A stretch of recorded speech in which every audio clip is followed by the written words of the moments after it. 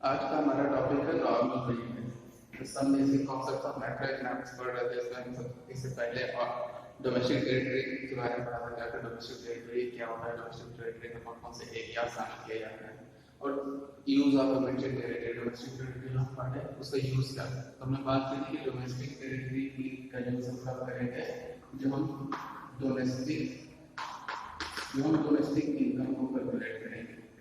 अब बात आती है, हमारा चैप्टर है वो नेशनल इनकम। नेशनल इनकम के रिलेटेड एग्रीगेट्स जो कि नेक्स्ट चैप्टर है, जब हम नेशनल इनकम के रिलेटेड एग्रीगेट्स की बात करेंगे तो उसमें हमको बेसिकली दो टाइप के कॉन्सेप्ट को पढ़ना है। एक होता है डोमेस्टिक इनकम और एक होता है नेशनल इनकम। अब डोमेस्टिक इनकम क्या होता है, नेशनल इनकम क्या होता है, दोनों को कैलकुलेट कैसे करते हैं, दोनों के कितने टाइप्स होते हैं, वो सब आगे की बात रहेगी।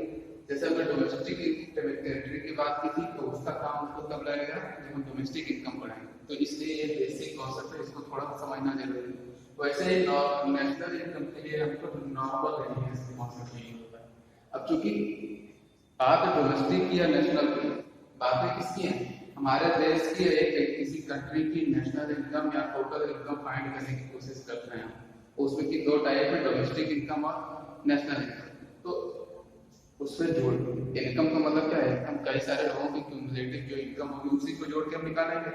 तो कौन से एरिया के लोगों को या किस एरिया में रहने वाले लोगों की इनकम को जोड़ के हम नेशनल इनकम फाइंड करेंगे और किन किन लोगों को उसमें स्पेसिफिक किन किन लोगों की इनकम को जोड़ के हम डोमेस्टिक इनकम फाइंड करेंगे, वही केवल डिफरेंस है।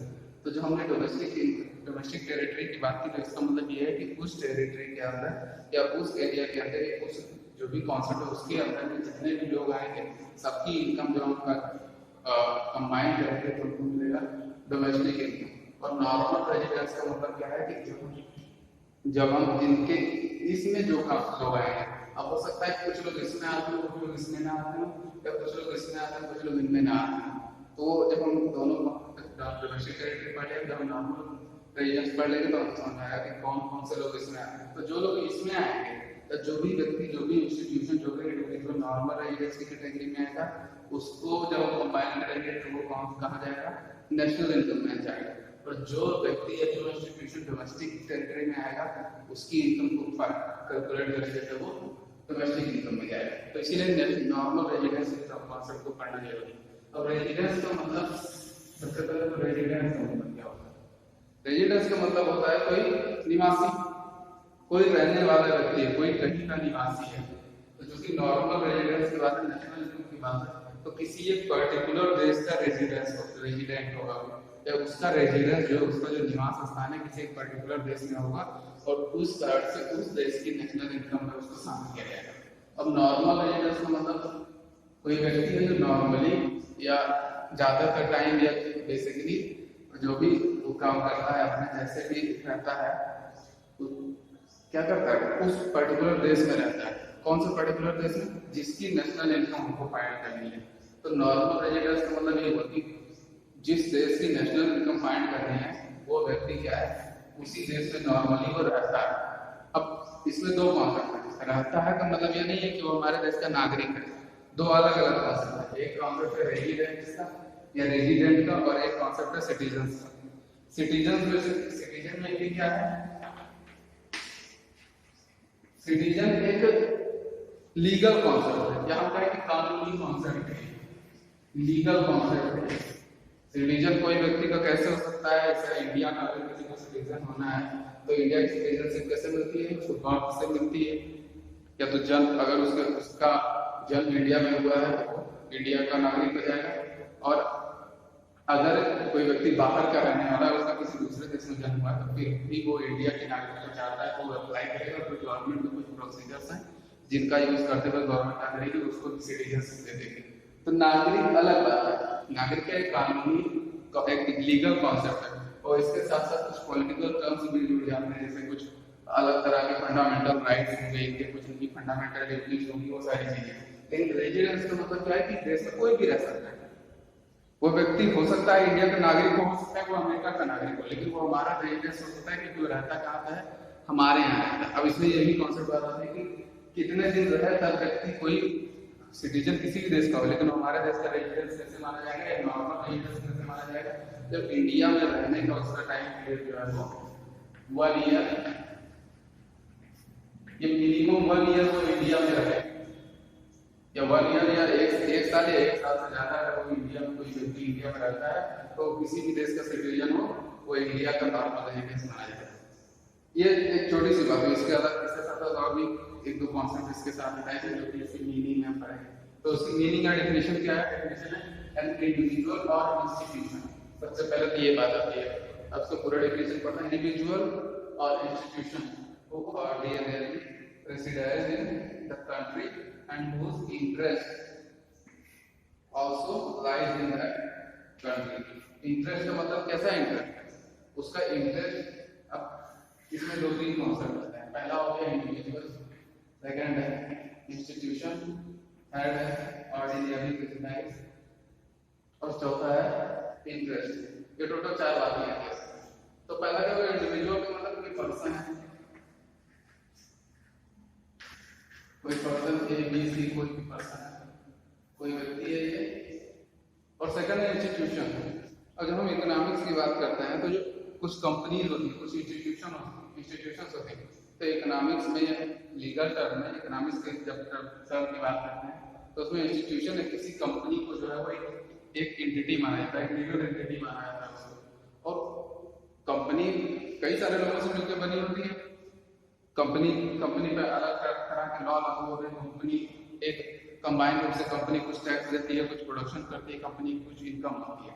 तो इस कारण से जब हम नॉर्मल रेजिडेंस की बात करते हैं तो उसमें किसी इंडिविजुअल को भी शामिल कर देते हैं और किसी कंपनी इंस्टीट्यूशन को भी एक रेजिडेंस के रूप में, एक कंपनी को पर्सन के रूप में देखा है और उसको भी इसमें शामिल करते हैं। दो बात है, इंडिविजुअल और इंस्टीट्यूशन, दो चीजें हैं। अब इंडिविजुअल और इंस्टीट्यूशन क्या करते हैं? वो ऑर्डिनरली रेसिडाइज करते हैं कहाँ पर? हमारी कंट्री में।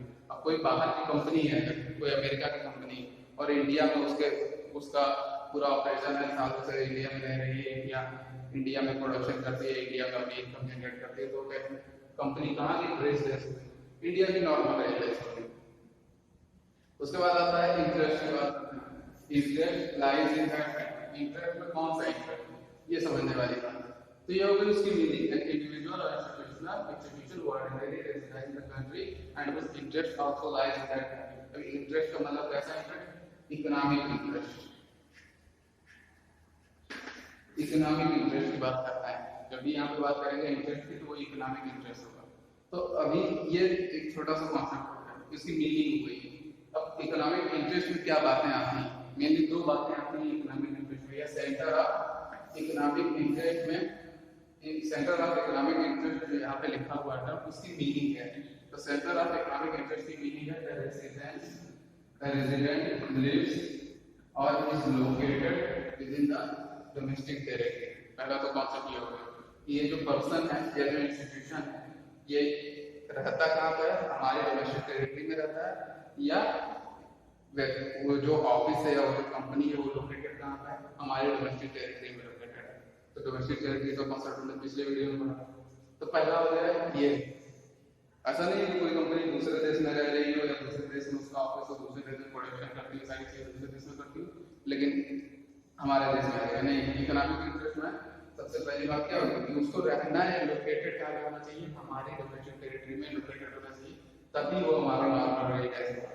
और सेकंड क्या है? Carries out basic economic activities of earning, spending and accumulation from that location.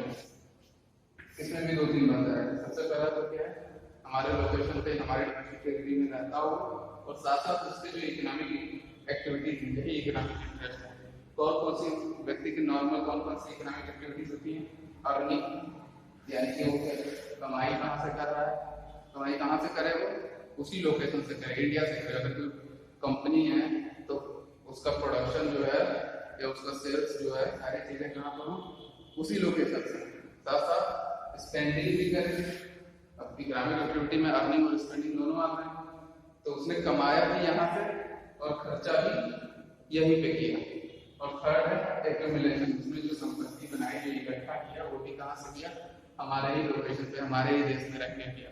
तो अगर उसने ये सारी चीजें की, मतलब अर्निंग यहाँ पे की है, अर्निंग की मतलब उसने कुछ प्रोडक्शन किया होगा, प्रोडक्शन करके उसको मार्केट में बेचा होगा और उससे कुछ उसने अर्निंग की होगी, मतलब वो जो प्रोडक्शन है, जो बेचने की सारी चीजें प्रक्रिया, वो कहाँ हुई? हमारे देश में हुई है। तो भले ही व्यक्ति हमारे देश का सिटीजन है, लेकिन उसने इकोनॉमिक एक्टिविटीज में इकोनॉमिकली वो क्या कर रहा है, जैसे नॉर्मल इंडियंस लोग, इंडिया के सिटीजन इकोनॉमिकली सारे काम कर रहे हैं, वैसे ही वो भी कर रहा है। तो इकोनॉमिक टर्म में वो क्या हो गया हमारा नॉर्मल रेजिडेंस में। लीगल टर्म में वो सिटीजन नहीं हुआ, क्योंकि उसके पास कोई कानूनी ऐसे वो नहीं है माना, कानूनी तौर पर उसको भारत सरकार ने ये नहीं कहा कि आप अब भारत के सिटीजन हैं, या अब आपको इस भारत के सिटीजन होने के नाते ये राइट्स मिलते हैं, या आपके मौलिक कर्तव्य, या आपके फंडामेंटल ड्यूटी नहीं। केवल इकोनॉमिक टर्म पे वो हमारे सिटीजन और वो चाहे फॉरेन का सिटीजन, दोनों क्या होते हैं, बराबर होते हैं। इकोनॉमिक टर्म पे दोनों एक होते हैं। जो काम हम कर रहे हैं, या जो हम हैं इस देश के नागरिक, तो जो काम हम कर रहे हैं वही काम वो व्यक्ति भी कर रहा है, बस वो लीगली यहाँ का नहीं है, लीगली वो किसी और देश का नागरिक है। तो अर्निंग हुई, हम भी अगर हम सिटीजन है तो हम भी क्या करते हैं, हम यहीं पर रहते हैं, यहीं पर हमारी अर्निंग होती है, यहीं से हमारी सैलरी आती है, यहीं से हम कमाते हैं, और कमाने के बाद खर्चा भी यहाँ करते हैं, यहीं पे करते हैं। खर्चा कहाँ करें? जो डोमेस्टिकली मैन्युफैक्चर्ड गुड्स होंगी, या हो सकता है कोई बाहर से गुड्स आई है, जैसा लिए, लेकिन हमने खर्चा किया तो पैसा फिर से कहाँ गया? हमारी ही इकोनॉमी में सर्कुलेट हुआ। पहले हमने कमाया कहाँ से? इसी देश की इकोनॉमी से, और खर्चा कहाँ किया? इसी देश की इकोनॉमी में खर्चा किया, और जो भी हमने बचाया कुचाया सब कहाँ रखा? यही कर रखा। तो कोई व्यक्ति जो है वो बाहर से भले आया, लेकिन फिर भी वो क्या होगा, अगर उसने इकोनॉमिक एक्टिविटी सारी यहीं पे की है, इसी देश में की है, और इसी देश में वो रहता है एक साल से ज्यादा, तो वो क्या हो जाएगा, नॉर्मल रेजिडेंस हो जाएगा, या रेजिडेंट हो जाएगा इस देश। जैसे हम इतने सारे सिटीजन क्या हैं, लगभग जो सारे सिटीजन इंडिया में रहते हैं, बहुत सारे सिटीजन हैं हमारे जो बाहर रहते हैं। तो अगर वो बाहर रहते हैं एक साल से ज्यादा, कहीं दूसरे देश में रहते हैं, और साथ साथ अपने जैसे इंडिया से कई सारे डॉक्टर्स गए, इंजीनियर्स गए बाहर गए, तो अर्निंग कहाँ से कर रहे हैं? अमेरिका में कर रहे हैं। अगर अमेरिका में गए और अपना खर्च रहते हैं वहीं पर, तो खर्चा भी वहीं पर करते हैं, और उन्होंने वहीं पर अपना घर बार सब सारा कुछ बना लिया, तो वो हमारे देश के सिटीजन भले हैं, लेकिन वो नॉर्मल रेजिडेंस कहाँ के हैं? किसी दूसरे देश से। तो नॉर्मल रेजिडेंस की एक कॉन्सेप्ट, नॉर्मल रेजिडेंस पहला तो क्या है, इंडिविजुअल इंस्टीट्यूशन। अब कोई पर्सन भी हो सकता है, या कोई कंपनी भी हो सकती है। कोई चाइनीज कंपनी है, कोई कहीं की कंपनी है, अगर वो इंडिया में रहती है, इंडिया में उसने प्रोडक्शन हाउस लगा, अपना सारा प्रोडक्शन इंडिया से करती है, माल बेचती है इंडिया में, और पैसे जो भी कमाती है वो इंडिया में ही करती है। कमाया अगर उसने कुछ अर्निंग की, तो उसको स्पेंड करके फिर इंडिया में ही देती है। ऐसा नहीं कि पैसे निकाल के कहीं दूसरे देश में, अगर वो पैसे निकाल के किसी दूसरे देश में देके चली गई, यानी कि उसने अर्निंग तो यहाँ से, लेकिन स्पेंडिंग कहीं और कर रहा है, तो वो कंपनी जो है, या वो जो इंस्टीट्यूशन है, हमारे देश का नॉर्मल रेजिडेंस नहीं होगा। ठीक है, ये हो गया पूरा कॉन्सेप्ट। और नॉर्मल रेजिडेंस में हम जो हमारे सारे सिटीजन से इंडिया के 120 करोड़ 125 करोड़ लोग जो इंडिया में रहते हैं वो आएंगे, साथ साथ ऐसे लोग आएंगे जो बाहर के हैं, लेकिन एक साल से ज्यादा इंडिया में रह रहे हैं, एक साल से ज्यादा टाइम हो गया उनको इंडिया में रहते हुए, साथ साथ वो इंडिया में ही अपनी अर्निंग करते हैं, इंडिया में स्पेंडिंग करते हैं, और इंडिया में ही वो यहाँ संपत्ति जो बचाते हैं, इम्प्लीमेंट करते हैं, वो सारी चीजें इंडिया में करते हैं। तो इतने लोग क्या होंगे, नॉर्मल रेजिडेंस में। अब इन सारे लोगों की इनकम जो है, या इन सारे लोगों की जो भी ईयरली इनकम है, फाइनेंशियल ईयर में जो भी उन्होंने प्रोडक्शन किया, जो भी उन्होंने इनकम किया, जो भी उन्होंने एक्सपेंडिचर किया, उन सारों को कंबाइन करके हम क्या बात करेंगे, अपना नेशनल इनकम फाइंड करेंगे।